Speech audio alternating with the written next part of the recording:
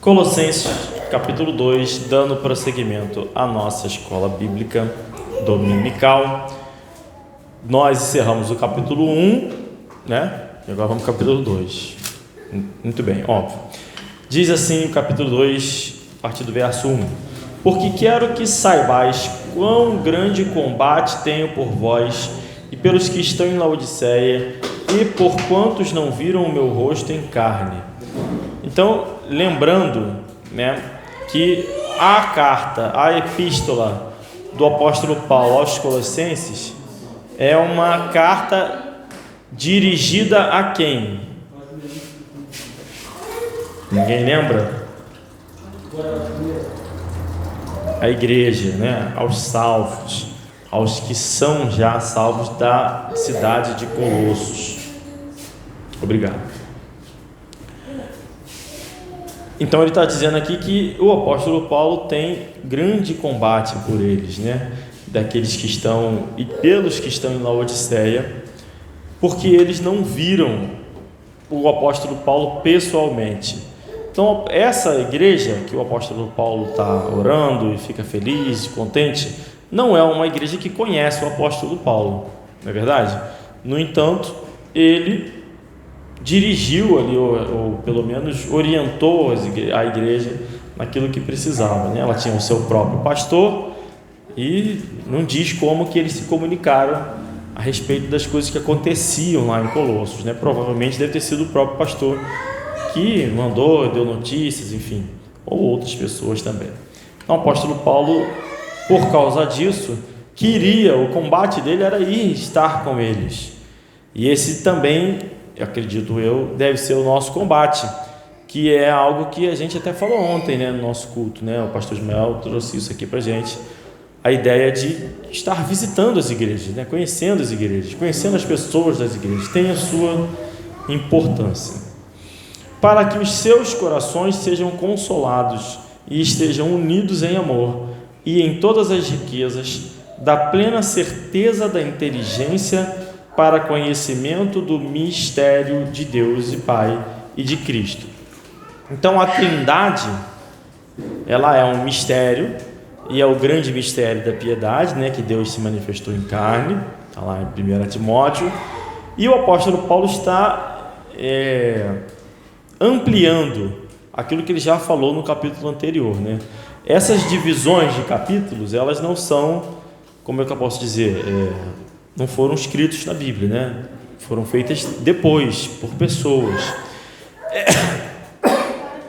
Esse pedaço até o verso 7, esse pedaço até o versículo 7, ele está totalmente dentro do que é o capítulo 1, tá? Totalmente alinhado com o que seria o capítulo 1, está ampliando, trazendo mais informação àquilo que já foi dito, né? Então, mais uma vez, ele fala da inteligência, mais uma vez ele fala do conhecimento, que são as coisas que o apóstolo Paulo está orando a Deus para que aquela igreja de Colossos fosse engrandecida.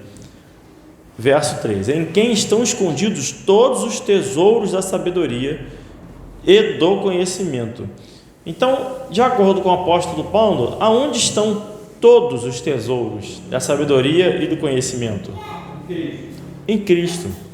Então ele faz essa introdução, ele faz essa explanação de forma bem clara aqui, já porque ele vai dizer mais à frente, que nesse capítulo ele vai fazer algumas advertências, vai chamar a atenção a alguns falsos profetas, alguns falsos ensinamentos, e essa é a comparação.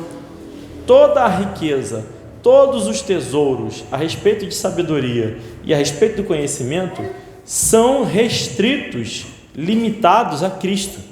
Não existe sabedoria, não existe conhecimento, não existe riqueza fora de Cristo. É isso que ele está tentando fazer, despertar na igreja de Colosso. E já agora, ele já vai começar a falar sobre isso, vai introduzir, falando: olha, e digo isto para que ninguém vos engane com palavras persuasivas. Irmãos, a importância desse texto. O apóstolo Paulo, vou botar o microfone aqui. O apóstolo Paulo, ele está fazendo uma alusão a algo que acontece, ou deveria acontecer, ou melhor, a algo que não deveria acontecer nas igrejas, que é o engano. O apóstolo Paulo está dizendo, olha, as pessoas vão querer enganar. Talvez por isso, por ser uma igreja que ele não conhecesse, talvez por isso que ele lutasse tanto, quisesse tanto ir lá, para dizer coisas, falar coisas sobre esses falsos enganadores que poderiam atacar e invadir ali, como sempre vai ter, né, na igreja de Cristo. Ele está dizendo a forma como os enganadores podem enganar, com palavras persuasivas. E se você pegar a ideia de palavras persuasivas em contraposição à ideia de que todo conhecimento, toda sabedoria está em Cristo, essas palavras persuasivas não estão em Cristo, ele é o enganador, e não são sabedoria e não são conhecimento, mas, no entanto, tem a aparência de. Por isso que ele faz essa alusão. São coisas... Isso, exatamente. Apartar-se do mal é inteligência e o temor do Senhor é sabedoria. Então, o que ele está dizendo aqui? Olha, não sejam enganados por aqueles que vão ter uma falsa sabedoria, um falso conhecimento, e ele resume isso de forma a dizer que são palavras persuasivas. Pode falar. Lá é interessante, as pessoas ficam pensando, né? Esse texto foi escrito para a gente, eu vi uma vez alguém dizendo que os evangelhos seriam direcionados a pessoas específicas. Então, em Mateus seria aos judeus, etc. E tal. E aí, você vê que na carta aos Coríntios ele escreve a mesma coisa, né? Quer dizer, assim, vamos falar, né?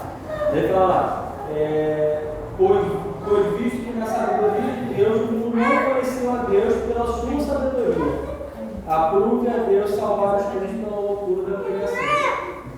Amém. Também diz, né, que a sabedoria de Deus é loucura para os homens. Ele sempre vai fazer, porque não tem muitos métodos, né, do diabo enganar a igreja.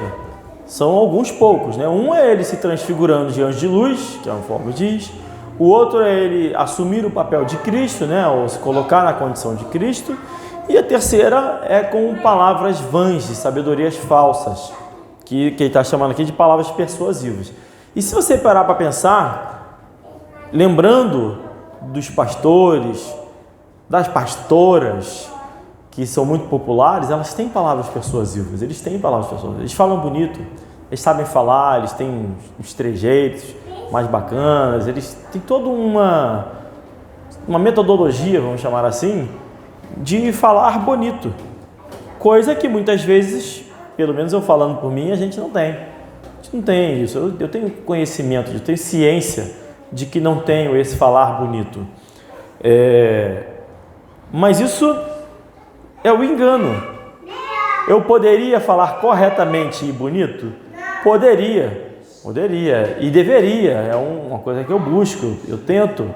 Mas algumas pessoas têm mais facilidade em conduzir palavras de forma que soem mais agradáveis aos nossos ouvidos. A palavra de Deus, que é a verdade, nem sempre vai ser agradável aos nossos ouvidos. E se você tenta ser fiel, fica um pouco difícil, pelo menos na minha limitação, trazer um sermão mais bonito e tal, e sendo plenamente fiel à palavra de Deus, porque a riqueza da beleza está na própria palavra de Deus, e não em mim mesmo. Enfim, espero que tenha conseguido explicar o que eu estou tentando dizer. Verso 5: porque ainda que esteja ausente quanto ao corpo, contudo, em espírito estou convosco, regozijando-me e vendo a vossa ordem e a firmeza da vossa fé em Cristo. Então, mais uma vez, o apóstolo Paulo relata o testemunho que ele tem recebido da igreja de Colosso, que é um bom testemunho. Verso 6: como, pois, recebestes o Senhor Jesus Cristo, assim também andai nele, enraizados e edificados nele e confirmados na fé, assim como fostes ensinados nela, abundando em ação de graças. Nela em quem? Na fé. Tá? Então é para andarmos na fé e abundando na fé em ação de graças. Agora, ele vai introduzir aqui esse conceito que vai até o final do capítulo 2, do verso 8 até o final do capítulo 2, sobre que tipo de pessoas a gente tem que tomar cuidado? Qual é o papel que essa pessoa cumpre na igreja? Como que ele age? Quais são os discursos que ele busca apresentar na igreja? Então é um ensinamento, tá? É uma série de critérios que o apóstolo Paulo vai estabelecer para a igreja de Colosso e consequentemente para a nossa igreja aqui, do qual nos permite entender quem são os enganadores. A gente já sabe que eles têm palavras persuasivas, ele já disse, mas ele vai explicar um pouquinho mais. Tende cuidado para que ninguém vos faça presa sua. Então, pausa aqui. Quando a Bíblia chama de presa, qual é o animal que é o caçador nesse momento, nessa ilustração aqui? Estou falando de igreja, os crentes são as ovelhas, o lobo. Então esses são os lobos, né? Os crentes, os salvos, os membros da igreja são as ovelhas, e ele está falando que nós precisamos tomar cuidado para que ninguém nos faça de presa. Então, como, né? Que não tenha nenhum lobo entre nós. Por meio, aí como é que ele vai nos fazer presas? Como que esse lobo vai nos caçar? Como que ele vai nos destruir, nos matar? Ele vai dizer aqui, ó, por meio de filosofias e vãs sutilezas, segundo a tradição dos homens, segundo os rudimentos do mundo e não segundo a Cristo. Então esse é o resumo do lobo. O lobo é aquele que se utiliza de filosofias, tá? Todo tipo de filosofia, e aí isso está muito... Não faça isso. Isso está muito na moda, né? A ideia de filosofias diversas, é o estoicismo, sei lá, o período qualquer aí, enfim, que foi? Tem o agnosticismo, né? Gnosticismo. Agnosticismo não chega a ser filosofia, que é a ideia de que não tem certeza de nada. Gnosticismo é uma filosofia perigosa, né? Inclusive perigosa na própria Bíblia. E várias outras filosofias aí que são muito buscadas, né? Filosofia dos homens, filosofia das mulheres, todo tipo de coisa que tem por aí. Então esse é o papel do lobo. Vai tentar nos fazer presa, nos aprisionar por meio dessas filosofias. E o que mais? Vãs sutilezas. E quando ele fala de vãs sutilezas, depois, na vírgula aí, ele vai explicar o que são, como são essas vãs sutilezas. São segundo tradições dos homens e segundo os rudimentos do mundo. Então essas sutilezas, elas são aquelas coisas que vêm ao longo da história sendo propagadas, tanto no mundo, na história da humanidade, quanto nas tradições dos homens. E aí, tradições vale inclusive para as tradições da própria igreja, tá? Das igrejas. Então, essas duas coisas, as filosofias e as vãs sutilezas, nos tornam presas. Até aí, tudo bem? Muito bem. Então, e ele está dizendo, olha, as tradições dos homens e os rudimentos do mundo não são segundo Cristo. Tá? Tá bem claro aí. Aí no verso 9 ele vai dizer, porque nele habita corporalmente toda a plenitude da divindade. Então a primeira coisa, o primeiro tema que nós precisamos estar atentos, ter cuidado, que os lobos vão tentar introduzir na igreja, é a ideia de que Jesus não é Deus. Tá? Por isso que ele começa com isso aí. Nele habita corporalmente toda a plenitude da divindade. Então no corpo de Cristo está toda a plenitude da divindade. E aí, por acaso, entra o gnosticismo. O gnosticismo tem essa ideia de que Jesus não é toda a plenitude da divindade no seu corpo, mas que ele é um Deus, e todos nós podemos ser um Deus também, se nós evoluirmos e agirmos de tal forma e tudo mais. Mas aqui a primeira coisa que ele diz, que nele, corporalmente, habita toda a plenitude da divindade. Então, com isso, você já sabe que os mórmons, os testemunhos de Jeová, essa galera, eles, quem não acredita que Jesus é Deus, quem não professa que Jesus é Deus, age como lobo, cujo objetivo é nos tornar presas. Então, quem...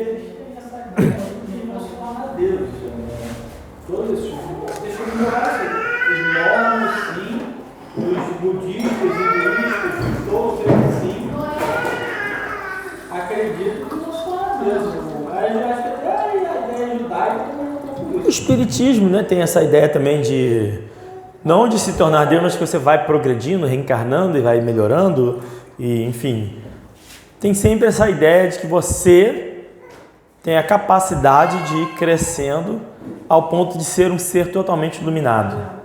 Jesus seria mais um iluminado, ou Deus, ou qualquer outra coisa, como se fosse só isso. E aqui é a primeira coisa que ele nos alerta. Isso aí é algo que nos torna presa, tá? Então a gente precisa saber como é que a gente tem cuidado, lembrando que em Cristo habita corporalmente toda a plenitude da divindade. Que mais? Ele vai dizer: e estais, no verso 10, né? Estais. E aí, qual é o tempo dessa palavra? Presente. Não é que estiveram ou que estarão. Estais perfeitos nele, que é a cabeça de todo o principado e potestade. Então, naquele caso, a igreja de Colossos, que é uma igreja de salvos, eles já estão perfeitos com Cristo. Por quê? Por que isso? Mas de que maneira, como que Paulo pode ter certeza que eles estão perfeitos? Porque foram sepultados pelo batismo. Tudo bem, vai falar isso, mas é porque eles foram salvos. Ele vai falar isso mais à frente. Porque eles são salvos. Então quem foi salvo está firmado, tem a vida eterna, sempre no tempo presente. Já está firmado, já está salvo. Então essa é a condição. Nós estamos. Então qual é? A primeira coisa que nós precisamos combater é o quê? A divindade de Cristo. Ou melhor, que nós precisamos defender é a divindade de Cristo, não combater, né? Defender a divindade de Cristo. E a segunda coisa, a certeza da salvação. A segunda coisa que fica claro aqui é que nós já estamos salvos. Nós estamos. Então esse é o segundo tipo de lobo. É o segundo tipo de pessoa que vai tentar nos fazer presa. É aquele que prega que se pode perder a salvação. É aquele que diz que você não está salvo, não está firme em Cristo. É aquele que diz que você está caminhando e que você caminha um pedaço e Jesus Cristo te encontra no meio do caminho. Tudo isso são vãs filosofias e sutilezas segundo a tradição de homens e rudimentos do mundo. Olha, eu estou totalmente rouco, eu não estou entendendo aqui o que está acontecendo. O que mais ele vai dizer agora? No qual também estáis circuncidados com a circuncisão não feita por mão no despojo do corpo dos pecados da carne, pela circuncisão de Cristo. Ou seja, está dizendo, então nós já estamos salvos, e aí ele vai alertar, olha, nós que já estamos salvos pela circuncisão de Cristo, não pela circuncisão da carne, né? Fez essa comparação, estamos salvos pela circuncisão de Cristo, não pela circuncisão da carne. Com essa ideia, o que ele está combatendo aqui? Qual é o terceiro perfil de falso profeta, de enganador? É aquele que diz que nós precisamos circuncisar a carne, ou seja, é o judaizante. É passo a passo. Primeiro, aquele que nega que Jesus Cristo é Deus. Ponto. Depois, aquele que diz que você pode perder a salvação. Ponto. Terceiro lugar, é aquele que nega que a circuncisão, que é o símbolo que nos torna filhos de Deus, que é o marco da nossa aliança com Deus, a circuncisão que nós temos, ela é feita por Cristo e não pela carne. Ou seja, é aquele falso profeta que acredita que a nossa hereditariedade está na carne. Aquele que defende que o judeu, por nascer judeu, é povo de Deus ainda. Esse é o terceiro enganador. Então são 3 perfis de enganação que o apóstolo Paulo está dizendo bem claro. O que é isso que ele está fazendo? Olha, eu não conheço a igreja de Colosso. Eu tenho bom testemunho da igreja de Colosso, que eles são salvos, que eles são firmes na fé. Então qual é a preocupação dele? Eu vou resumir o máximo de heresia que tem por aí, para que eles possam ser protegidos, guardados. E ele está falando, vai ter gente que vai dizer que Jesus não é Deus, fica longe deles, é um lobo. Vai ter gente dizendo que você perde a salvação, fica longe dele, é outro lobo. Vai ter gente dizendo que o judeu é judeu pela carne, não pelo espírito, fica longe dele, é lobo. Verso 12: sepultados com ele no batismo, nele também ressuscitastes pela fé no poder de Deus, que o ressuscitou dentre os mortos. Então a quarta coisa é a própria ressurreição de Cristo. Tem muita gente que não acredita nisso. Tem gente que acha que foi armado, tem gente que acha que fizeram qualquer coisa lá, tem gente que não acredita nisso. É mais um tipo de falsa enganação, falso profeta. Isso não é algo que a gente tem muito contato com isso, tá? Com gente que diz que não ressuscitou, pelo menos aqui no Brasil. Não é algo que a gente tem. Eu nunca abordei ninguém que tivesse falado para mim que não acredita que Jesus ressuscitou. Ou a pessoa não acredita em Jesus de maneira nenhuma, que não veio ao mundo, que não é Deus e tal, mas normalmente quem acredita que veio, acredita que ele ressuscitou, morreu e ressuscitou.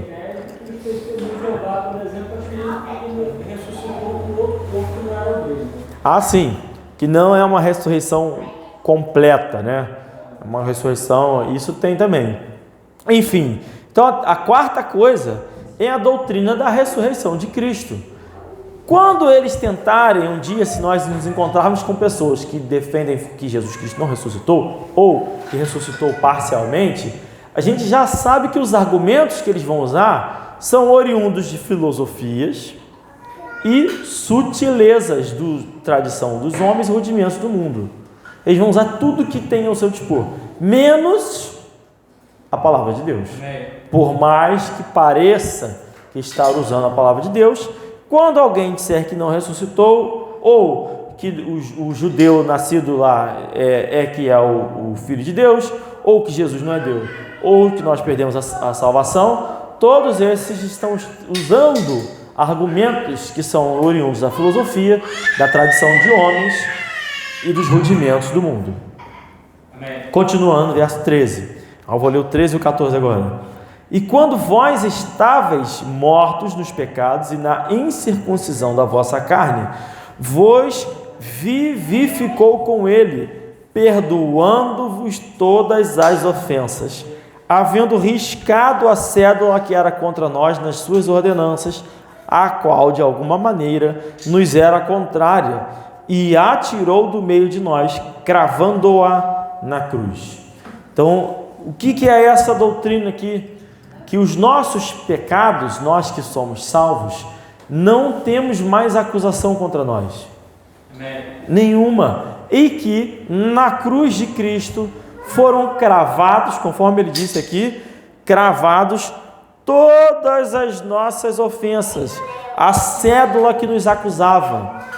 Lá no final do livro de Apocalipse, é dito que vão abrir os livros dos mortos.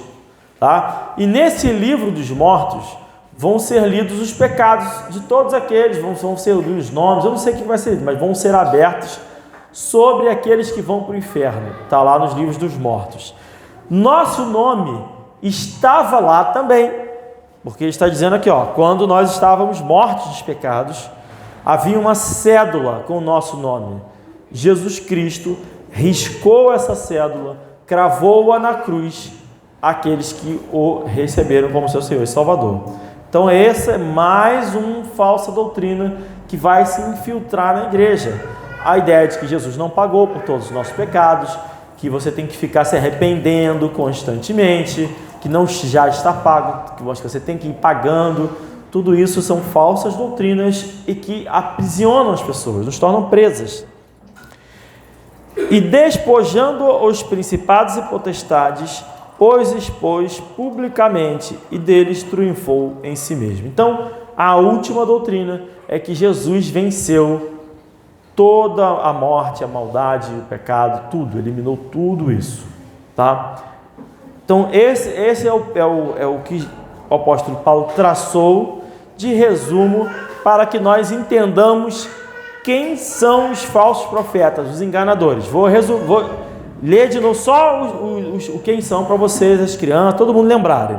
Primeiro, aquele que diz que Jesus não é Deus é um enganador. Segundo, aquele que diz que você perde a salvação é um enganador. Terceiro, é aquele que diz que é o judaizante, vou resumir, é um enganador.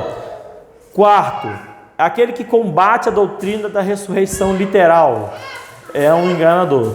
E quinto, é aquele que defende que nós precisamos ficar nos arrependendo constantemente, como se Jesus Cristo não tivesse limpado todos os pecados. Então são esses os principais, tá? Aí, a partir disso que ele já orientou, ele vai dizer no verso 16: portanto, ninguém vos julgue pelo comer ou pelo beber, ou por causa dos dias de festa, ou da lua nova, ou dos sábados, que são sombras das coisas futuras, mas o corpo é de Cristo. Então, com base nisso tudo, o apóstolo Paulo está dizendo: olha, vai ter gente julgando vocês pelo que comer ou não comer. Ah, porque diz que não pode comer porco. Ah, porque diz que não pode comer aquilo outro. Ah, porque tem que celebrar as festividades judaicas. Ah, porque tem o dia da lua nova. O apóstolo Paulo está dizendo que não, no caso, que não devemos tolerar que ninguém nos julgue quanto a estas coisas. Por quê? São uma das coisas futuras. Isso. Porque essas coisas que estão na Bíblia, que são do Antigo Testamento, estão com o propósito de serem sombras das coisas futuras. Essas leis, essas ordenanças, quando alguém fala assim: precisamos celebrar o Shabat, precisamos celebrar o Yom Kippur, precisamos tocar a trombeta, os dias de festa, a lua nova. Obrigado. Precisamos fazer uma série de coisas. Esses homens não estão entendendo que esta lei eram sombras das coisas futuras e que acabaram, portanto elas acabaram. Agora, além disso, os lobos possuem um objetivo. Esse objetivo, que a gente já sabe que é nos tragar e nos tornar presa, ele tem uma forma de se manifestar, tá? Que ele vai dizer agora aqui. O lobo tem o objetivo... Obrigado, Lourenço.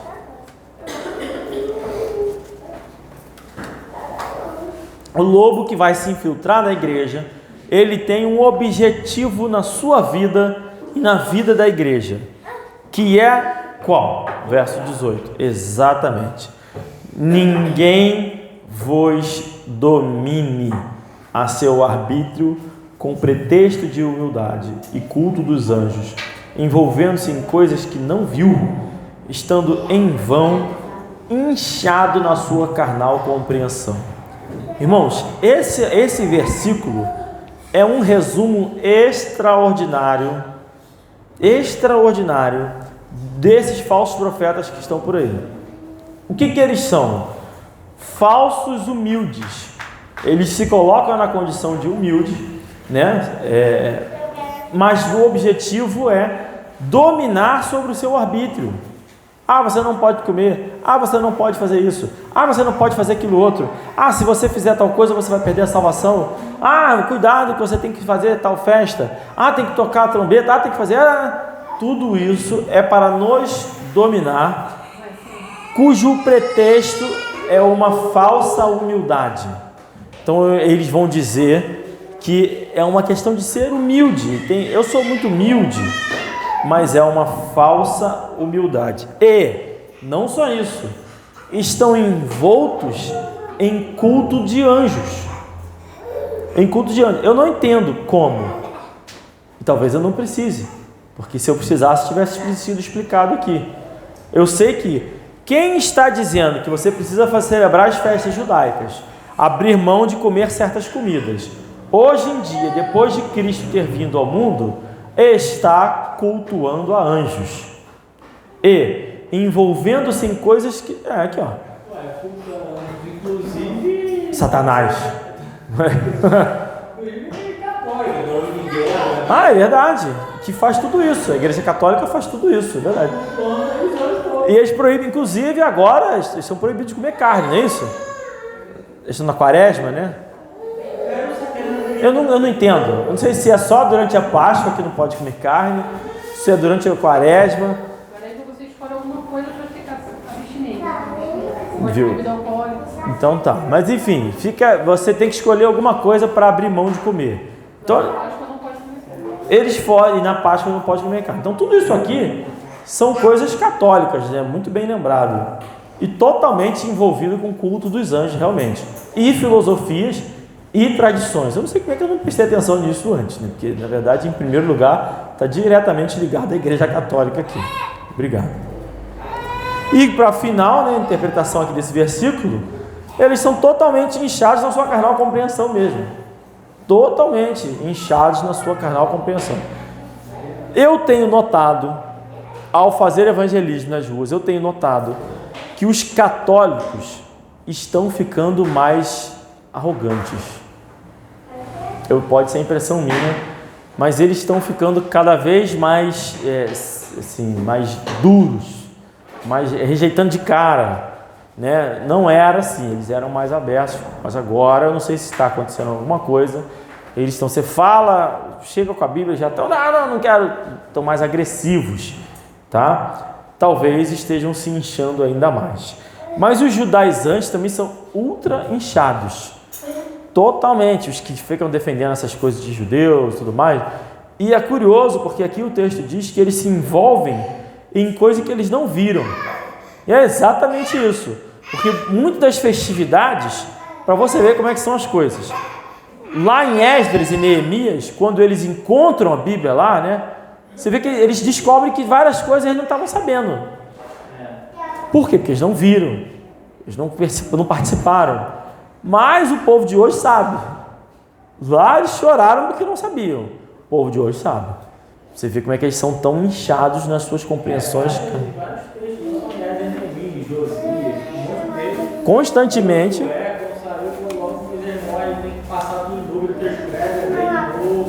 O próprio Moisés, né? De certa forma.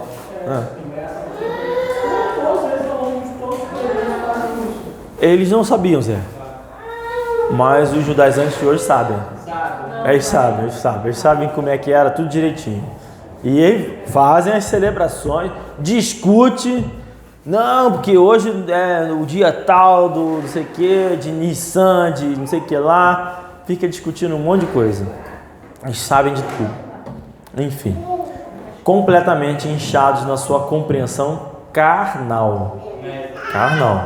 E agora que vem, verso 19. Então eles estão querendo te dominar, estão querendo te tornar presa, mas o verso 19 vai dizer: e não ligado à cabeça, da qual todo o corpo provido e organizado pelas juntas e ligaduras vai crescendo em aumento de Deus. Então, estes não são o quê? Filhos de Deus.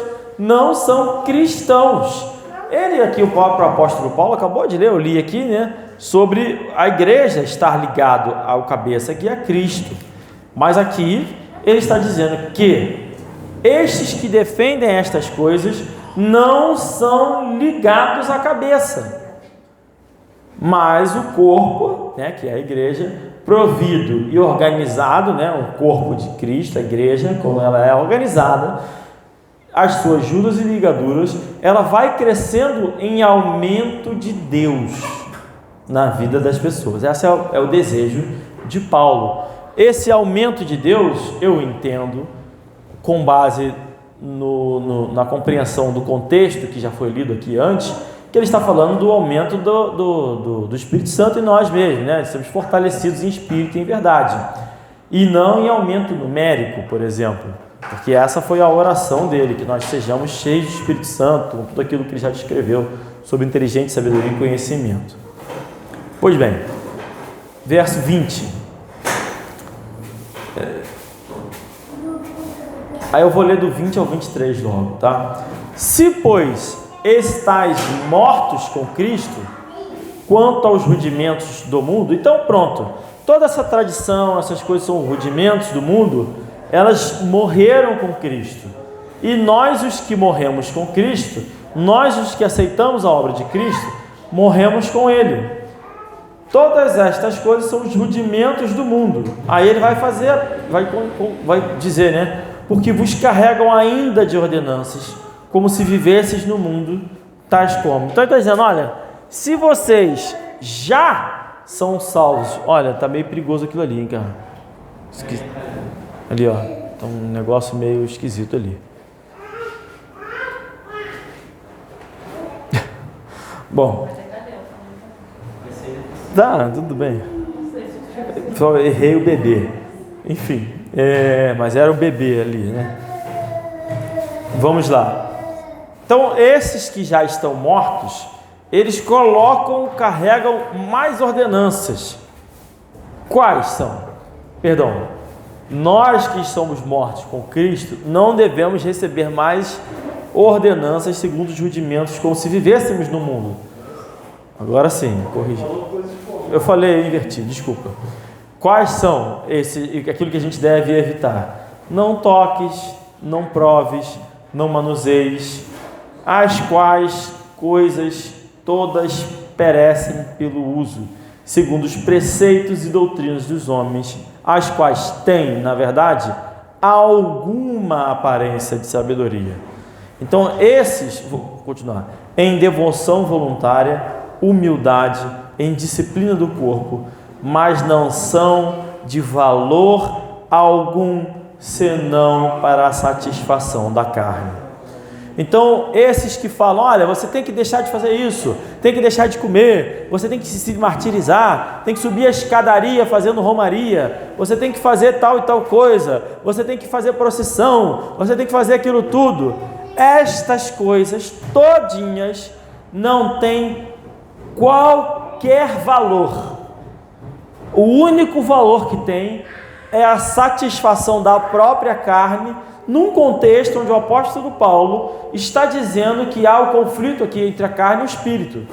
Então é a satisfação da carne em detrimento do seu crescimento espiritual. Uma competição entre os dois aqui. Tudo isso tem aparência, parece que tem a ver com sabedoria, parece que tem a ver com devoção voluntária. Eu sou devoto de Maria, eu vou fazer lá a novena, vou fazer qualquer outra coisa. Parece que tem a ver com devoção.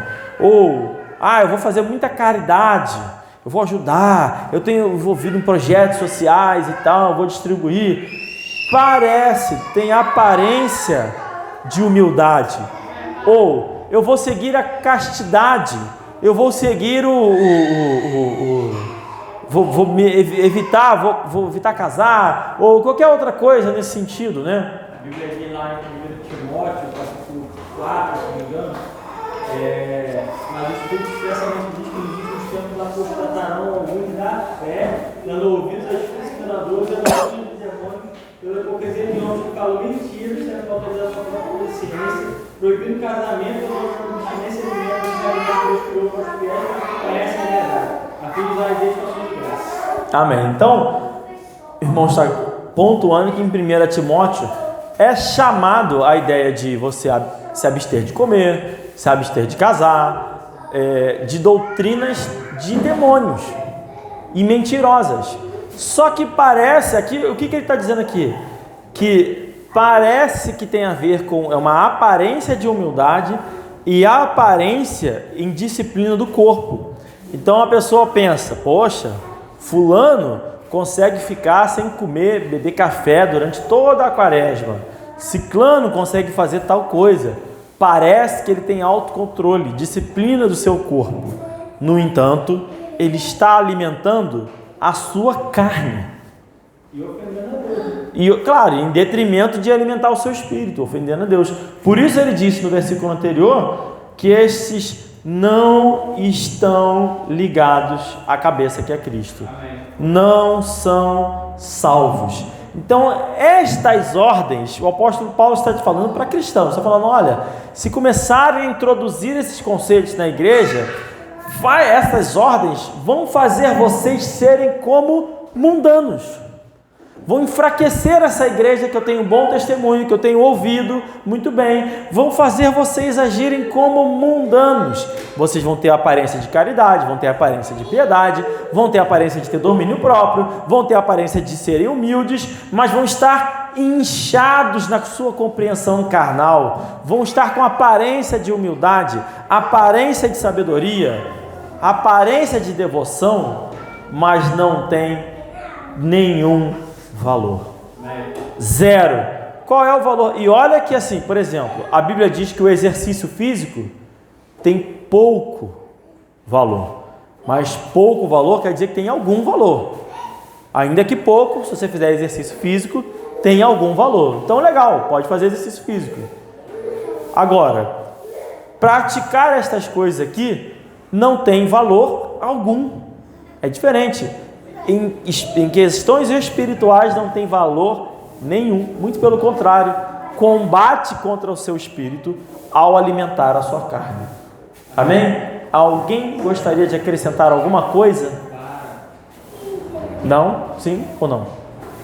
Então estamos encerrados a nossa escola bíblica.